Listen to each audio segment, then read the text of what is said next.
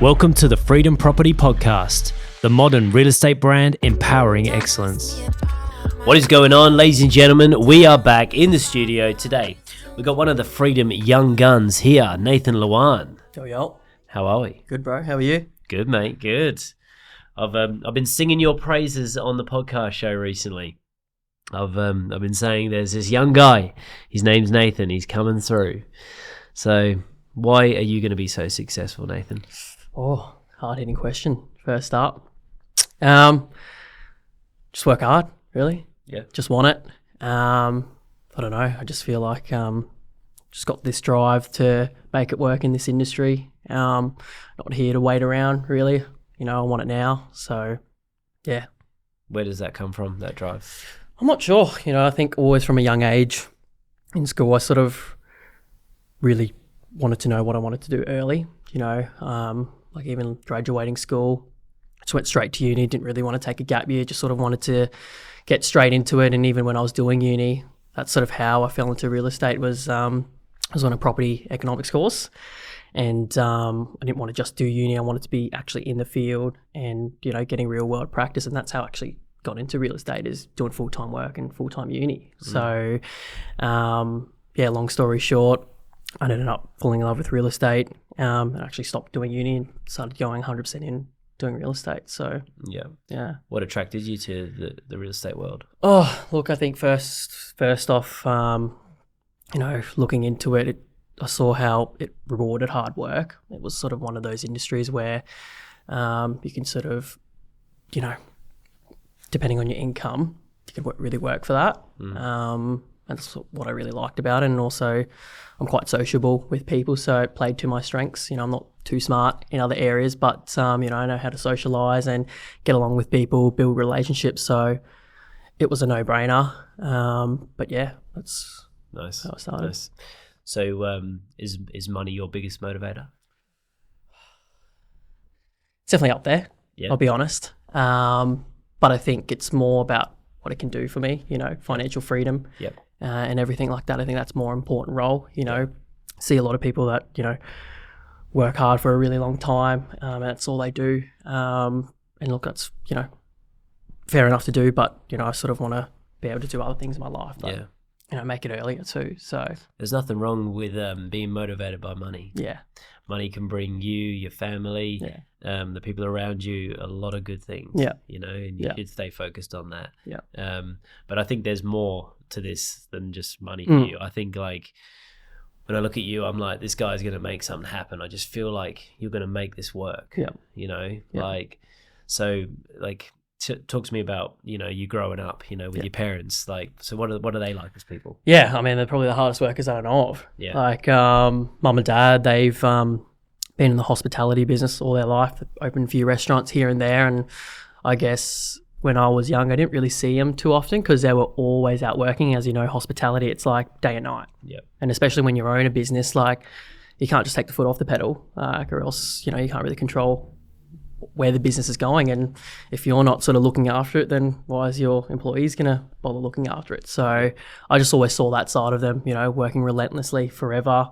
They'd come back home, you know, when I was 10, 11, at like 11, 12 o'clock at night, every single night, 7 days a week. So that's probably where I guess I get the drive from as well, you know, trying to make it work and not just waiting for things to come, actually going out and getting it. Absolutely. Yeah.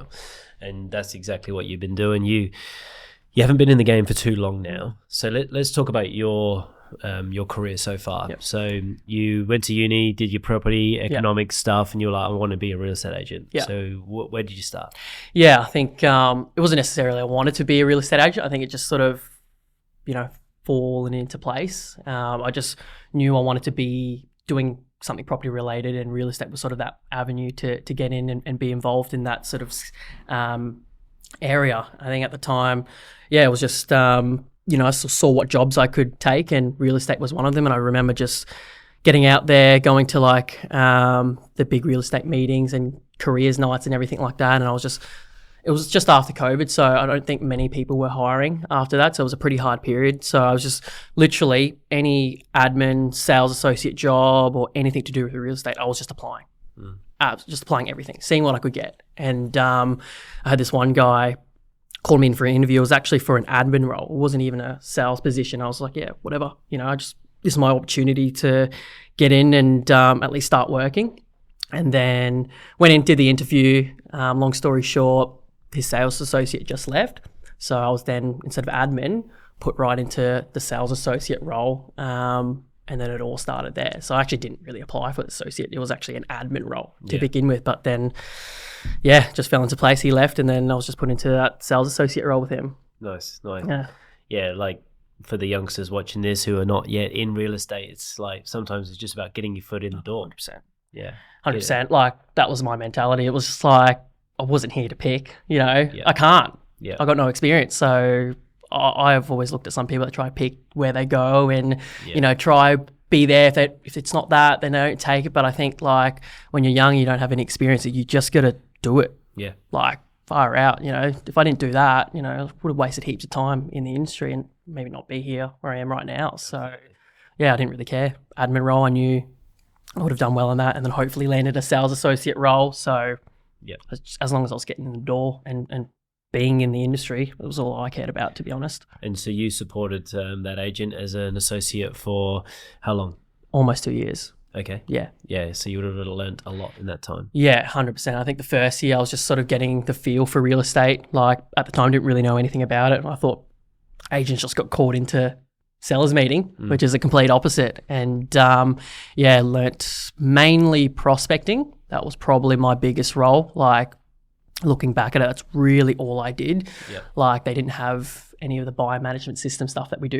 We didn't even really look after buyers. At that time, it was like peak COVID, peak boom. So, you didn't really have to look after buyers. It was just like, get a property, put on the market, done, sold, find the next one. So that's all I did was find the next one, find the next one, find the next one. And that's probably what I've transitioned to my business right now, is just prospecting, hard prospecting. Yeah. That's all I did. It was an office of just me and him. Yeah. So, like, you can imagine if I didn't look after buyers, didn't really do the admin work because he did it all, didn't really do contracts, like, what the hell else was I going to do? Just had to pick the phone and call.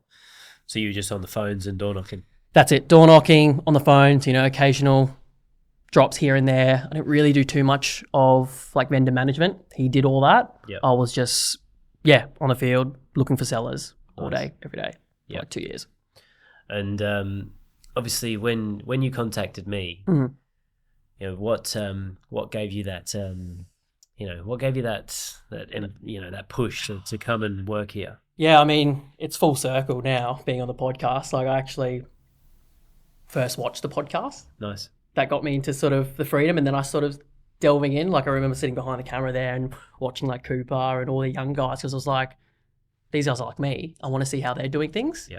Being an office of just two, I'm really limited to what I know. Yes. So, it's funny that I was watching the podcast and here I am now. So, I just remember watching Coop and all the other young guys, and then I just sort of started seeing what they were doing, jumping on realestate.com and just seeing you guys pop up, like Cooper listing bangers and like KP listing bangers. I was like, how the hell are they doing this? Like, they're just listing heaps. And I just remember looking at all the media, all the branding. It was just real crisp, and that's something that aligned with me. I wanted to be real good on the branding side, just look real classy and everything like that.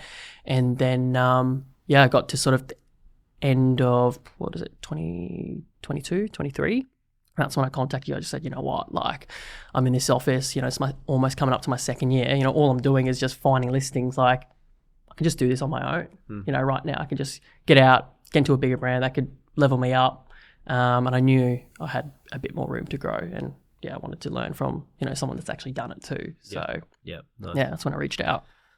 Nice, bro. So I want to touch on that, Nathan, at that moment. Like, how were you feeling? Like, were you nervous to change brands? Were you nervous to come here? Like, I was. I honestly thought you weren't going to give me the spot.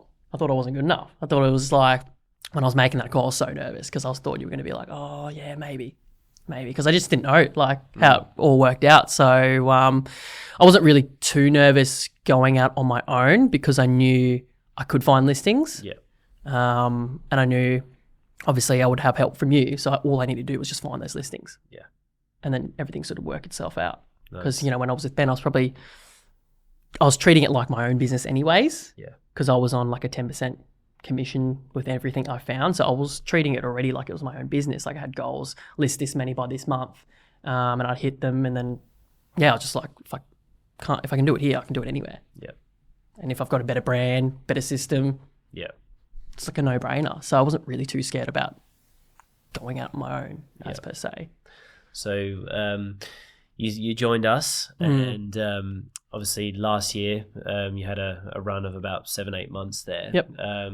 And you did well. You did well. Like, you've got an established business, and we are now at the 28th of March of 2024. This is the first quarter of the year, and you've settled 160,000 in commission in 3 months of, this is your first full year in real estate. And in this first quarter, you've just cracked 160,000 settled sales. Yeah. So you should be really proud of yourself. So, like, talk to me about the lead into that. So how have you achieved those results? Going back to basics, doing what I know, prospecting, cold calling, just getting in there and making sure I'm doing the calls, doing as many calls as possible. That was really the main focus of when I first started. I guess obviously starting in a new area too, I didn't really know too many sellers, so I just had to start from square one, figure out where I'm calling. I think a big part of my dialogue when I cold call is leveraging. So when I first started, I didn't have any listings, so I had nothing to talk about. So all I did, go on your profile and start leveraging all the properties you sold. Yep. Picked one up, first one, 32 Morris Circuit, and then just started calling around 32 Morris Circuit. And then I picked up another one there, started calling the same patch, picked up another one there, and then it just happened, I didn't really pick that patch. It just happened because I leverage a lot of my sales. And then all of a sudden now that's sort of my area. Yeah. All my listings have come on from that one patch because all I do is just cold call around those listings. And then, just all snowboard into last year, had a big quarter this year. So, just got to keep the momentum up, I guess. This podcast show is all about you, agents. It's all about giving you the tips, the tricks, the strategies to take your business and your life to the next level. I'm very passionate about helping real estate agents, and the more people that subscribe and like this show, the better guests we can get on and the more value we can bring to you. So follow us, give us a like, and tell your friends. Look forward to working with you. Yeah, like, we're expecting big things of you, Nathan. Yeah. There's no pressure there, but I'm expecting some really big things to come from you and your business. I think that you are a future superstar in the Redland City real estate, and if they don't know about you yet, they soon will. It's a business that is going to be enjoyable to watch because, when I look at your business, I see someone who's hungry, motivated, and is a hard worker, and is now also understanding the importance of marketing. Yep. And, like, I still think there's a bit of work to do there. I still think that you're a little bit nervous about standing out. Yep. Still a little bit maybe scared to put yourself out there a bit, So where does that come from? I think I just haven't really put in a position like this, being, having all this, not pressure, but just all this momentum coming through. I guess, like, in school, like, I wasn't necessarily always the best in the grade or best at sport. So I think something like this is new to me, trying to, emerge. So I just don't know how to react. I'm just terrible at taking compliments as well. So I just okay, it just is what it is. Like, I have my own goals, but just push through. So I think it just stems from that, really. Yeah. Yeah. I think, if you just keep being you and you just keep working hard, and then you just double down on what we're doing right now, I think you're just gonna this business is just gonna become so easy for you because what I see from you, like, when we go out to sellers' homes together or when we're with clients, I see someone that gets it. I see, like, someone that's very self-aware and understands what's happening with the sellers and how they're feeling. And, I feel like I've got that as well. And I feel like it's quite a hard thing to find. Like, it's quite rare, especially for someone of your age, to have that awareness of how the sellers are feeling about them and to say the right things in that moment. So, I think, that's, where does that come from? I think being cautious of what people think of me.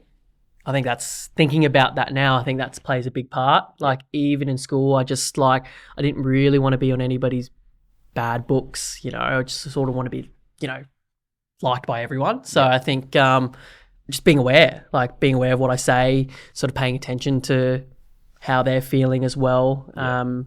You can, tell easily if they like you or not. And if they don't, you got some work to do. So I think it's just being aware, just being socially aware of, what they're saying, just paying attention. That's all it is. It's crazy how many similarities I see in you as a young man and as what I was as well. Because I was very similar. Like I was always good at things, but I was never the best. Like I would always be like there, but I was never like, the standout. But I got into real estate and I was like, I can really do this. You can achieve something. And it is scary and it is daunting, but like you can make something of yourself here. And all you got to be is you. So you just keep being you, and you just let everybody know this is me. And you stand out from the crowd, and the more that people see your reliability, they can see that you're consistent. The more they will then trust you. Then you add in helping people, and this will all just come together nicely for you. I hope so. No, it's going to be good, bro. So, what is your biggest fear right now? I think being pushed up into the limelight, seeing what people think about me. Again, coming back to that point, just being aware of what people think about me and how I'm doing things. I think that's always been just a part of me that I just, I don't really want anybody to hate me. I just always want to try to be liked by everyone and, be involved. So I think, real estate agents, we get a lot of hate. So I think that's probably the main part, put myself out there, seeing the comments, seeing the hate comments. I think that's sort of not something I really feared about, but something I'm self-conscious about. Just knowing that that's going to be a part of things and just trying to block that out too. I think that's a big part. Yeah, it is. It's a part of the world that it's not necessarily a nice part of the world, and you do cop it as a real estate agent because real estate agents can come across as as knobs. So 100%. As long as you just try to just be you and you just stay true to that. At the end of the day, if someone doesn't like it, that's just because they haven't seen enough of you yet. Keep doing it. Go again. Go again. Go again. Because right now they're going, oh yeah, he's a bit, he's another real estate agent. This guy, he thinks he's killing it. Oh yeah. Oh, and then they start coming around. They say, oh, actually, yeah, he did sell that house. Oh yeah, that's not too bad. And they're like, oh yeah, no, he actually does all right. Yeah, he goes all right, that guy. And then they're like, oh no, actually, he's really good. And then they become your biggest fans. So, but this is only real estate. Like realistically, this is real estate and this is Redland City. So, you get known in Thornlands, Redland City, real estate. Like big deal if it doesn't pop off, If it does, fantastic in that area. And if it does, and people don't like you in that area, sweet, move areas. What's the worst that's going to happen? Just one suburb. Just be you, bro. Stand out and you will make this work. So, well, what do you think you can do this year? Like, what's the plan? Like, you're running by yourself at the moment. You're running solo. Is there a chance for you to build a team or? Possibly. Like I said to you the other meeting, I think I can still take more workload. Like, I think I've still got heaps of space to grow in terms of taking more work, taking more listings, doing everything.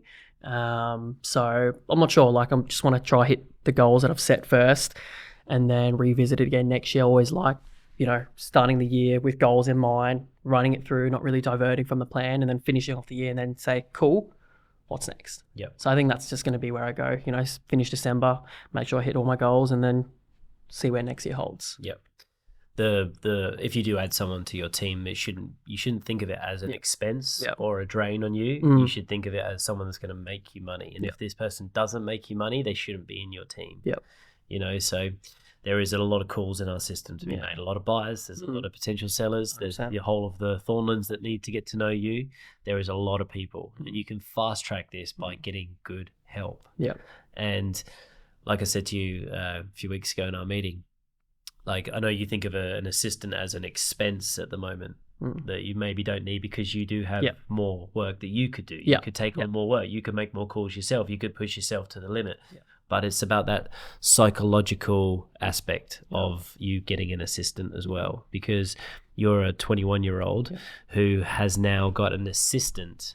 That's a bit of a mind game for the client straight away. So they're like, this guy's 21, he's already got an assistant, they're smashing it, doubling down. Like, he's obviously good. I'm going to get to know this guy, especially while you've got good traction behind you. And I think, next time you've got like 3, 4, 5 listings starting in a week, there's going to be opportunities that are going to be missed. Like, have you done everything right? Are you door knocking around every listing? Just listed, under contract, just sold? Are you cold calling the street? Are you letterbox dropping the whole of the neighborhood? Is every house on the market understanding what's going on with you and your listings and your team? Because if they're selling, they're looking to buy. So do they know what's happening with your listings? Is every single buyer in your system being handled absolutely perfectly, getting calls every 3 days, 5 days, 2 days, depending on how hot they are, until they purchase a property? There is so many things you could be doing, so many calls that could be going out. And I think what you need to be thinking is, you've just done $160,000 quarter, but like, you can smash this again. And you can go again. And everyone thinks about like, I want to earn X. I want to earn X next year. I want to earn this much money next year. But change your thinking. You don't want to make that money next year. You want to make that money last quarter of this year. I'm trying to get everyone's head thinking a little bit differently at Freedom at the moment, because like, I have them all the time, and I'm like, so how much money would you like to make? How much would you like to settle this year? And they say to me, X. And I say, okay, well, that's what we're going to settle in last quarter of this year. And you just see the agents, they're just like, mine just explodes. You said that when we were driving from a Prezzo, you said, you should be doing this by July. And I was like, and then now I'm sort of like, okay, sort of. Yeah. It's almost like, like, I can see what you can achieve. Like, I know what you can do in this business, because like, I've seen people do it before, and I just know if you get the listings that I know you can get, because these people will list with you, they like you, like, all you got to do is get in front of them, and if you need help, I'm here to help you to secure these listings. We get these listings, they're going to sell. You are going to settle this commission. All you got to do is get these listings. So how do you get these listings? Work backwards. All right. And it's there for the taking for you. So I would love to see you really take this business, by the horns, and I just think if you do it, it's gonna go really well for you. Yeah, definitely aiming for that. Just you can do it, bro. You can do it. What advice would you give any youngsters who are watching this? Maybe they're another brand, maybe they're in rentals, maybe they're an assistant for somebody else, maybe they're wanting to get into real estate. Like, why Freedom? Why come work with us? I think culture is one of the big parts for me anyways to jump through. Everyone here at Freedom likes to help each other and will help you level up. Listening to other people make phone calls and different dialogues is always going to make you better in this industry. And the systems, I think that's probably the biggest part. Like, coming from the brand I did come from, the system was okay. It was just, it is what it is. It was just task-based and everything. But, I remember watching, it's like, oh, how good is this system really is? Like, how beneficial it is to the business. And it's super beneficial because all the seller leads that you need to talk to, you put the close date to where you think it's going to come up, and these will just come up automatically. And it doesn't sound like a big thing, but when you're dealing with 500 sellers, you're going to forget to put task in. And that's what happened, with the previous system. I failed to put the task in. They weren't at the right time period. And then you just end up with all these tasks loaded up, and just everything gets lost, and you can't really put them in the right, stage too. So when you see them, they all look the same. Whereas some parts where you really need to prioritize this guy or this guy or this guy, and that's sort of where the system can look after it for you. And it doesn't sound like a big deal, but again, when you're dealing with 500 sellers, it is. Yeah, you're gonna forget. Absolutely, you're gonna forget. Nice. So come here. Yeah, we've got a good system, good culture. Yeah, 100%. Awesome. You heard it from the man himself, Nathan Luan. Big future. Thank you for coming in, bro. Thank you. Appreciate it today. Thank you. Thank you.